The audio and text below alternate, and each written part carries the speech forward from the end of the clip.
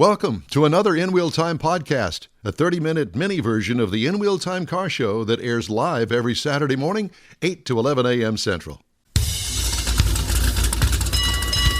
Celebrating 10 years of award-winning car talk, it's the In Wheel Time car show. Just ahead, we talk with an audio customizer.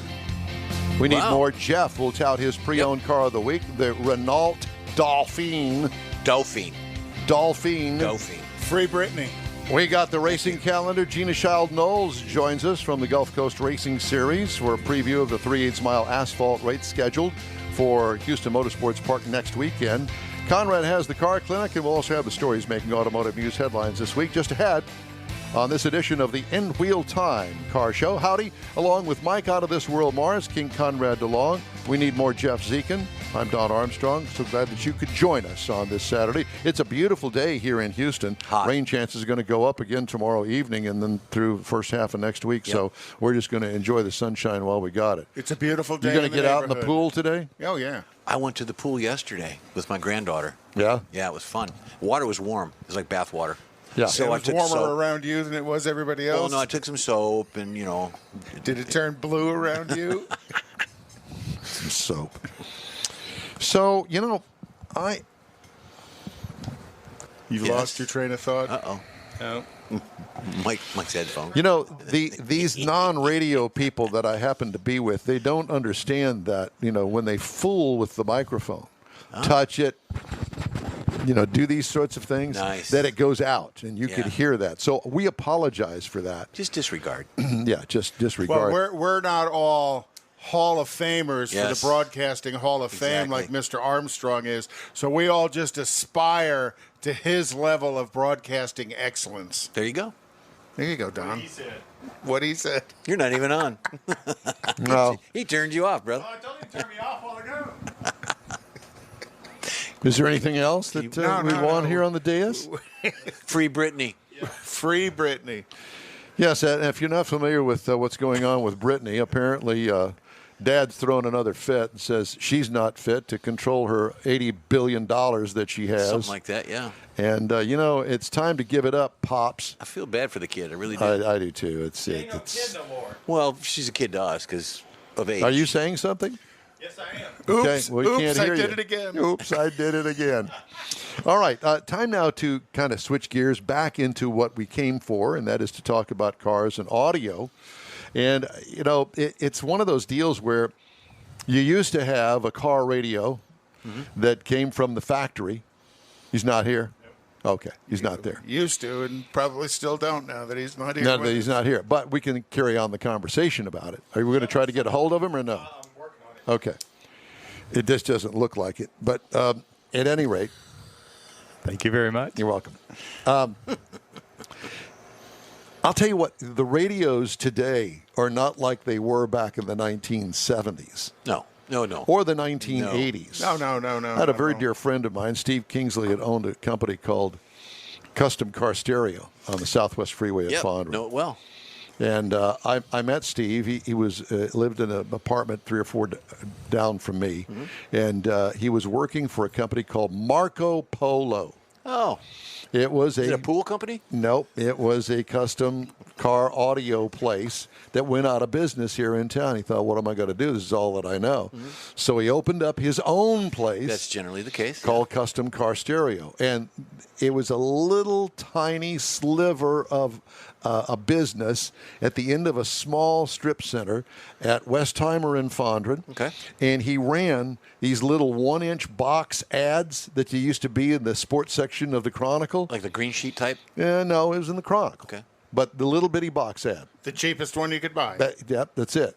And I think that get a custom car radio installed for something like $50. And it was Kenwood or whatever the brand was. Clarion. Yeah, some of those. Pioneer. But one of those. And he bought it all on consignment. So the guy would come and deliver him, 100 radios, and he'd be there till midnight on a Saturday night installing these radios. And that's how he started making his fortune. Yeah. And made good money doing it. And then somehow or another, I guess word spread among the elite, the exotic car segment. And so he was doing Rolls Royces, Lamborghinis, keeping you up, Ferrari, etc. And he would have 3 or 4 of those cars in his shop. Yep, you can't do those unless you're good at it. Yeah. If somebody's recommending a Ferrari or Lamborghini, you know your stuff. Yeah. And so he made a living out of it, sold the business, and I think the business is gone out of business now. Well, but, to that end, car radios these days have come a long way, baby, since the AM/FM push button. Right. And, the interchangeability, because you got to remember back in the 70s and 80s, the face of the radio was relatively consistent across the brands. Yep. You had the tuning knob and the volume knob, and the center section was the screen buttons. or the selection of it, and then the push buttons underneath. Well, in the mid-90s, the manufacturer, actually probably in the late 80s, mid-90s, the manufacturers all were offering their own upgraded radios, the Bose and type of things. But they changed the way the radio fit in the dash to, my opinion, was to interfere with the upfitters, the custom car radio people. So now, instead of it being this oblong rectangle, it might have been a big square. Boxy. And then they had to, the upfitters had to adapt to fit that hole, so to speak. I think that all that began with the integration of the 8-track into the radio, and then it progressed to cassettes. I believe it. And then it evolved CDs. again to CDs. And then CD-ROM, and now none of it because you Bluetooth it. Yep. Yeah, you Bluetooth MP. everything right Yep, now. yep. There's very little. And I have to tell you that I bought this $20 little thing that fits in the cigarette lighter hole. Oh, you got me to get one too, because I run it in the rally. It's the greatest thing since sliced bread. Yeah, for $20, you Bluetooth into it, and then you pick up a radio station on your FM radio, and it That talks doesn't to have a Bluetooth, signal on right? it, and it just Bluetooths it right on through. Yeah, So sounds you great. sit in the garage and listen to it? Yeah, sit in the garage and listen to Yeah, it. no, you can't even do that 'Cause I can't turn the because you ignition can't turn the on. Oh, ignition that's right. on. So when are we going to get that fixed? I just have to stop and do it. It's just a matter of. All righty. But we've been saying this now for how many months? I know. Do we need to come over there and gang up on you? Yeah, let's do that. Please. I want to tell a radio story. He's got a pool, and we could probably cook some burgers and stuff. Oh, We yeah, just- good idea. Yeah, and between the 4 of us, we could royally jack up his Oldsmobile. We could empty the trunk.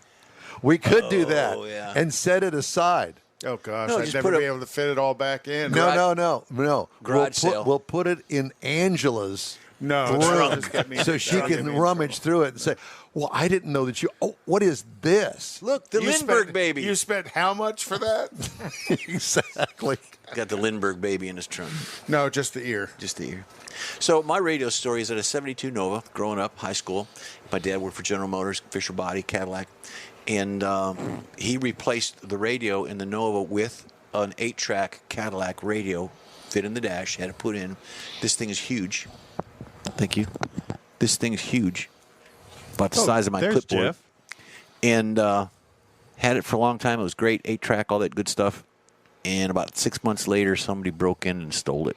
The radio. The radio. Didn't bust up the dash, just took it out. So insurance would not pay to replace it with a Cadillac radio. Because it was the upgraded radio. It was a radio that they don't, insure. So I had to get a little Clarion or Shoulda had Casio Haggerty. or something, had them put in that, and then my dad got me another radio. So it was an 8-track. It was cool. Well, you got to remember there was a point in time, and I'm going to say 77, 78, that you could get a integrated CB AM/FM Yes, you could. Cadillac cassette had that player exactly in the dash of your, at the time when Breaker on 9. Eldorados. I remember Eldorados had that. I was doing it in Oldsmobile. Yep, very cool. And you had the little CB radio. You had the antenna you had to mount on the back of the car.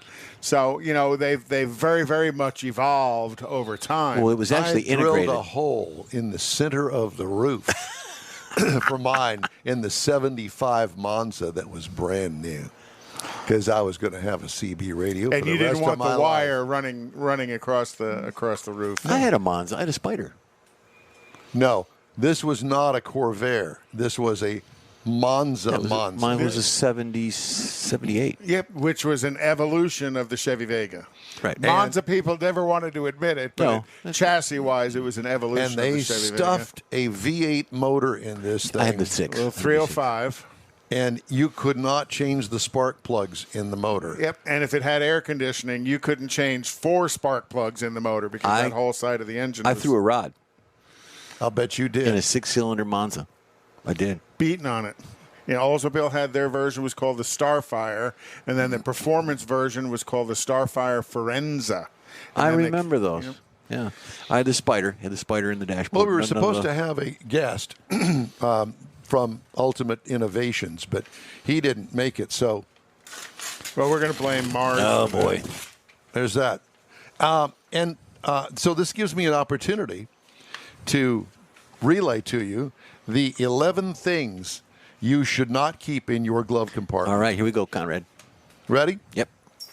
I thought this was pretty good. I'm going to write them down. Jen McCarthy, McCaffrey. Do we need our decoder ring? Personal papers. Do not put personal papers in there because it's easy for thieves to take your ID and use it to make phony credit cards, loan applications, you name it. Oh, I thought Isn't that common sense? I thought you were talking about Joker and Zigzag. Joker and Zigzag, yeah. Personal papers. Yeah. We need a rim shot. Come on. Don't keep your vehicle registration in the glove box. No, Because guess it's what? stuck to your windshield in Texas. And back in the 50s, you could look in and it would give Not you your all that registration information. isn't stuck to your windshield. In place of the inspection sticker, there's no inspection sticker anymore. Hadn't been for years. No, he's talking about registration, not inspection. Yes, it is. Yes, it's stuck to the windshield. Well, there is also a paper copy of that. Very much so. Don't put that in your So when the glove cop box. pulls you over and he goes, license and registration, what do you hand him? Just point to the windshield? I usually hand him $100 and he goes on his way. Don't keep your vehicle title in your glove box. Well, Oh, definitely don't keep the title, yeah.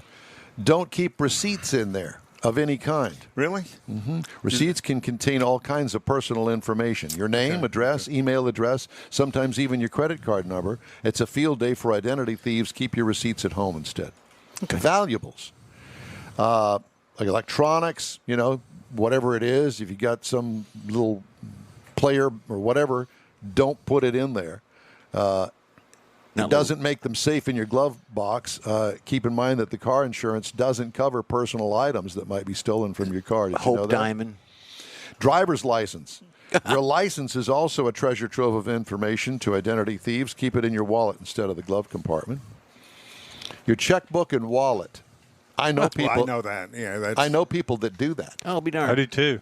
They take their wallet out and put it in the glove box every time they get in the car.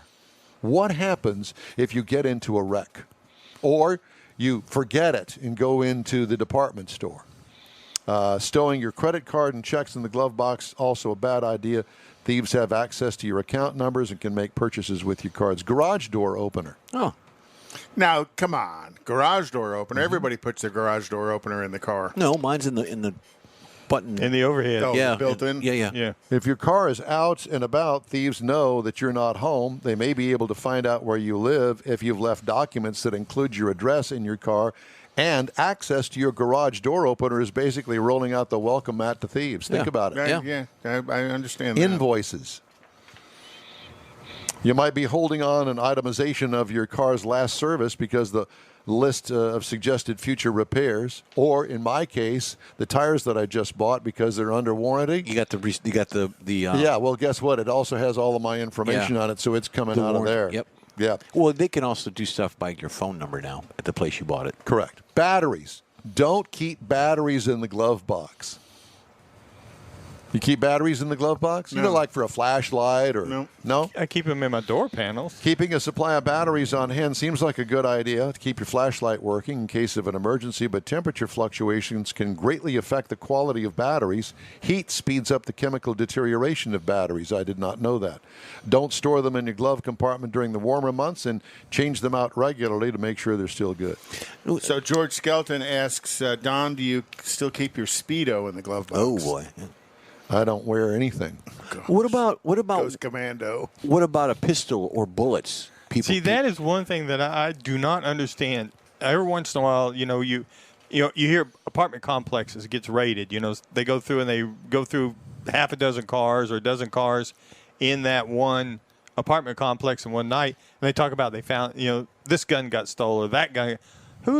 Why would you leave a gun in your car overnight when you're not using it? You're not in the car. Maybe handy to have an extra set of keys. Because you got 3 or 4 extra in the house. You want to make sure that one stays in the truck. Well, maybe so. Maybe handy to have an extra set if you lose your keys, but keeping them in your glove compartment could provide thieves with another easy entry into your home. Lock your keys in your car by accident? ? Don't worry. You can always call AAA or a locksmith or whatever, and they've got tools to get into your car. Or the old magnet that you stick somewhere on and the bumper. car. Well, it's harder to do today. And it says keys on it. But it's harder to do today because the keys are so much larger, or they have the fob integrated into them, or it's hard to find metal quickly in the vehicle to stick the magnet to. Mm-hmm. I stopped to get some gas the other day, and there's a guy there trying to help this young girl. I'm talking about, looked like a teenager. She had locked her keys in her car with her purse. Boy. And so it kind of tells you what kind of car it was. Well, he had pried the door open to try and get a coat hanger down in there to do it, but he had it open. He had a half-inch drive ratchet handle pried down in this door, so it's like an inch and a quarter wide, and he's prying on this door to try and get his coat hanger down there. He finally gave up as I was leaving. The car had a water leak forever. He pulled it out, and the door didn't go back. He had sprung the hinges on, bent the whole door. She was calling a door lock, and it was going to be like $70. And I thought the repair will cost you more than that. Wow. Well, when AAA comes out to do that, they drop that little wedge in there and then air pump it open, and they'll get a pretty good gap on it. And then you can. The way I do it is I'll go get an antenna off of somebody's car or off of my car, and you can reach in with the antenna and touch the power door locks, as opposed to because you can't hook the lock anymore. No. Yeah, so you got to go in with a nice stiff little antenna. Okay, so if I lock my fob in my Cadillac, I can walk up to the door without a key since it's in there and it's in range, and just press the handle. The door won't lock with your key fob. Oh, you can lock in that kind. It's not supposed to. It's not supposed to. The car is supposed to be smart enough to know when the keys are inside or outside. So Corvette it must have been a is not regular that way. key. No, it's not. Well, but that's an old Corvette. The Corvette. That I still have to start it with a key in Exactly. the dashboard, Yeah. not in the steering column. In the dashboard. Yeah. Well, does yours have passive locks on it?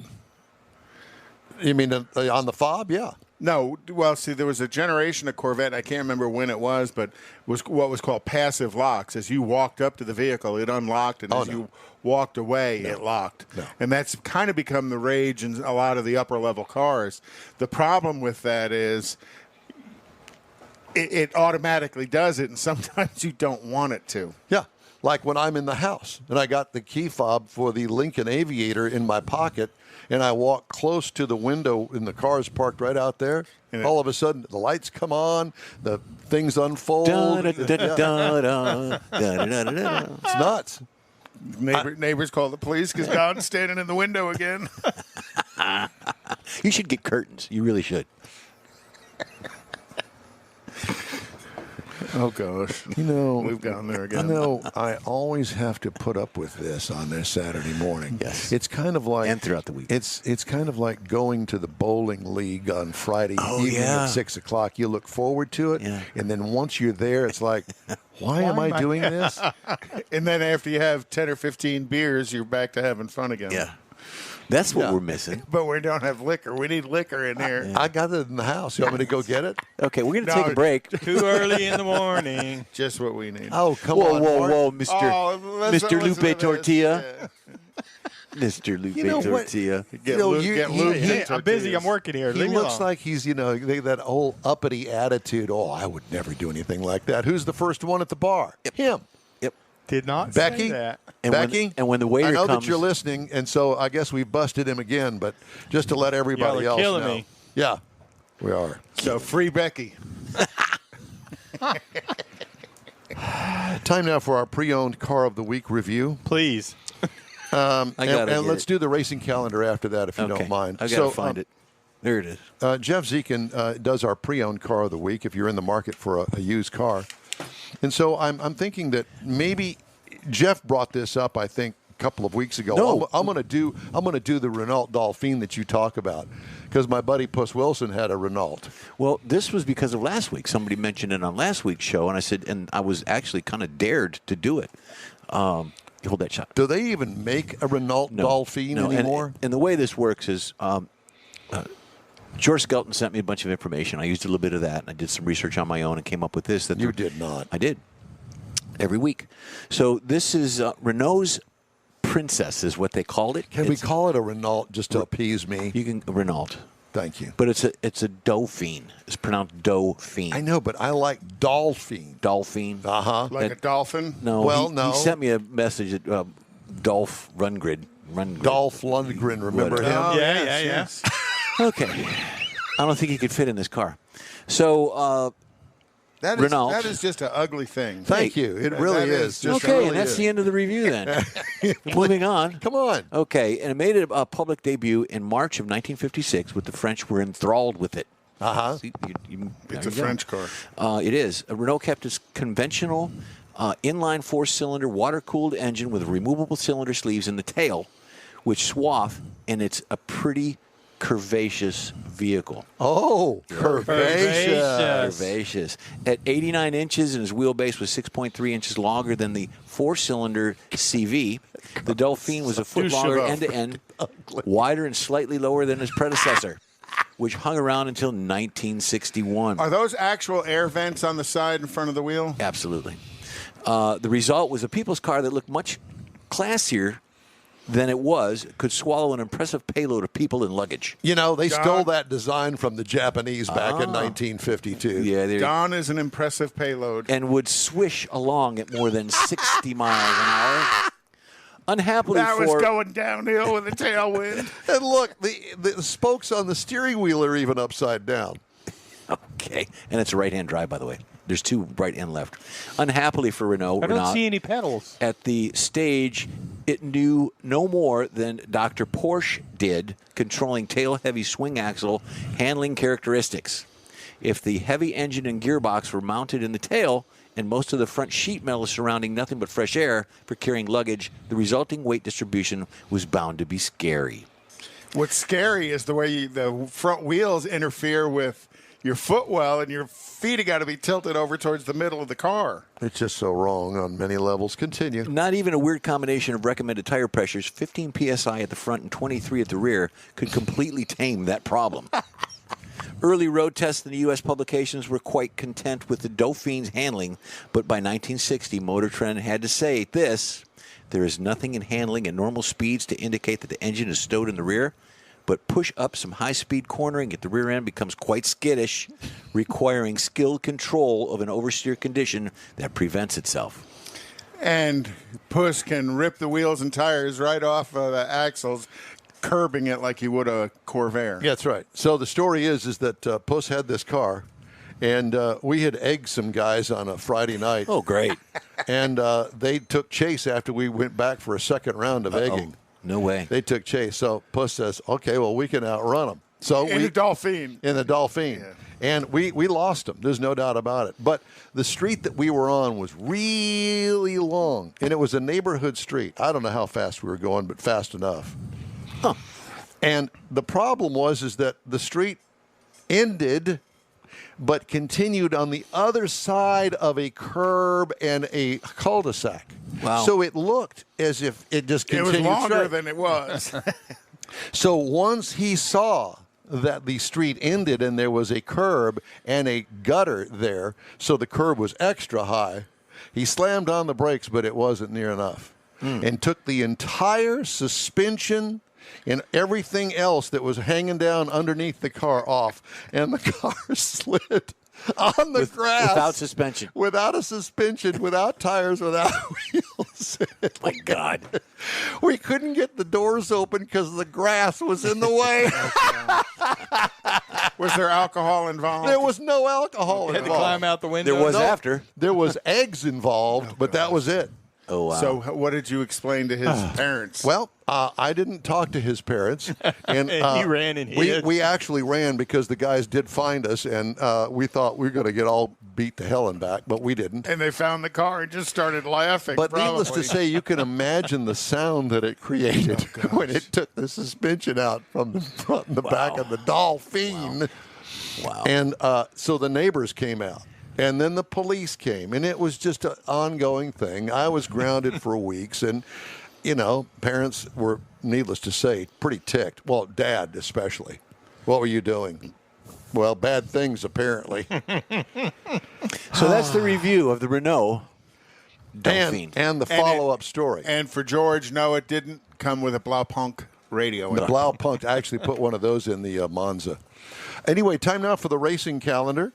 And I told you about the drag racing on TV. Right. NHRA on Fox today, tomorrow, and then tomorrow afternoon. Yep. So go ahead. Well, today and tomorrow is also the Pikes Peak International Hill Climb. And I think we're going to speak with Richard Tomlin, who's he's there. Actually there, yeah. And then IMSA is at Watkins Glen International this weekend. And another friend of the show, Alec Udell, is there. Now, he's racing in 2 series this weekend. He's racing in the Super Trofeo Cup. So he's driving a new Lamborghini Aventador in that, and he qualified on the pole for race 1 and finished 3rd for race 1. Very nice. And they're running race 2 right now. And then he's also running in the GT series in a Mercedes AMG GT, and that'll be today in the 4-hour event today. So, and then very cool. The next NHRA event is on the 18th of July at the Mile High Nationals at Vandermeer Speedway. Pocono Raceway is this weekend for NASCAR. They're running at Road America on July 4th weekend, which is the first time the Cup Series has ever run the road course at Road America, and that should be pretty good because Road America's got some high-speed stuff going on. Yeah, Pocono's pretty boring to me. Well, it's that triangle. And then Formula One is at the Red Bull Ring this weekend and next weekend for the Australian Grand Prix. IndyCar is July 4th at Mid-Ohio Sports Car Course. And then Formula E, which generally I don't talk about, is at New York City, driving around the streets of Brooklyn. That should be a hoot. So remember, if you're driving in the Formula E, don't leave anything in the front of your car because they'll break out the window to steal it. There you go. We done? And then July 3rd is Gina Child knows, and she'll be on a little bit later to talk about that at Houston Motorsports Park. Yeah, any moment. Hey, the In Wheel Time Car Show streams on Facebook, YouTube, Twitch, and InWheelTime.com. Podcasts available at your favorite podcast channel. In Wheel Time Car Show will continue as soon as Don gets his act together and punches up the right commercials. Could be a couple of years. I'll be darned. Well, I've had a little faux pas here, but now I don't, and we are back and. In living color. Free Britney. Winning the highest sales satisfaction award among all luxury brands from J.D. Power in 2020 tells you everything you need to know about your Lincoln purchase from Bayway. Bayway Lincoln is where a premium buying experience is a priority, and you're invited to feel it yourself. This Houstonian-owned premier dealership is managed by Lincoln Stahl, a seasoned member of the Bayway family. If it's online, in person, or in your own driveway, Bayway gets you to the luxury level you deserve. Bayway Lincoln is on the Gulf Freeway at Fuquay, just inside Beltway 8. Visit BaywayLincoln.com today. Tailpipes and Tacos, Houston's premier monthly car cruise-in, returns Saturday, July 17th at 2 Loopy Tortilla Mexican restaurants in Katy and inside the Loop on the Southwest Freeway near Kirby. Tailpipes and Tacos is free and everyone's invited. You'll see collector cars, hot rods, customs, magnificent originals, and resto mods at 2 locations. Cars from all over Southeast Texas cruise in and show off in a friends and family event at the Loopy Tortilla Mexican restaurant on the Grand Parkway at Kingsland Boulevard, just south of I-10 in Katy, and inside the Loop on the Southwest Freeway near Kirby. Drag racer, car enthusiast, and Loopy founder Stan Holt brings you Houston's hottest cruise-in. Tailpipes and Tacos, inside the Loop on the Southwest Freeway in Kirby, and in Katy on the Grand Parkway just south of I-10, where you'll see the In Wheel Time Car Show. Get your ride ready, and we'll see you at the Tailpipes and Tacos Saturday morning cruise-in, July 17th, 8 to 11 a.m., weather permitting. You see all the new ceramic car wash cleaners on TV now, but John Gray at Gulf Coast Auto Shield has been using ceramic coatings on Houston's most expensive cars for years, and he'll tell you that nothing beats the real thing. Gulf Coast Auto Shield installs a coating over your paint that actually comes with a warranty. If you just picked up your Lambo, your Aston Martin, Porsche, Ferrari, any other exotic car, chances are your car will have company that have already found Gulf Coast Auto Shield. Now, you don't have to own an exotic. Maybe you got a truck, an SUV, or even an older vehicle that needs a little love. Well, let John Gray give it a look and give you an estimate on refurbishing that paint and making your vehicle look new again. How about getting a gift certificate for the wife's birthday or anniversary from Gulf Coast Auto Shield and tell her, honey, I know you love your car, so why don't we get it looking new again? It'll be the best gift ever, one that she'll never forget. Get hold of John Gray at gcautoshield.com or give him a call, 832-264-0670. Gulf Coast Auto Shield. That's it for this podcast episode of the In Wheel Time Car Show. I'm Don Armstrong, inviting you to join us for our live show every Saturday morning, 8 to 11 a.m. Central on Facebook, YouTube, Twitch, and our InWheelTime.com website. Podcasts are available on Apple Podcasts, Spotify, Stitcher, iHeart Podcast, Podcast Addict, TuneIn, Pandora, and Amazon Music. Keep listening, and we'll see you soon.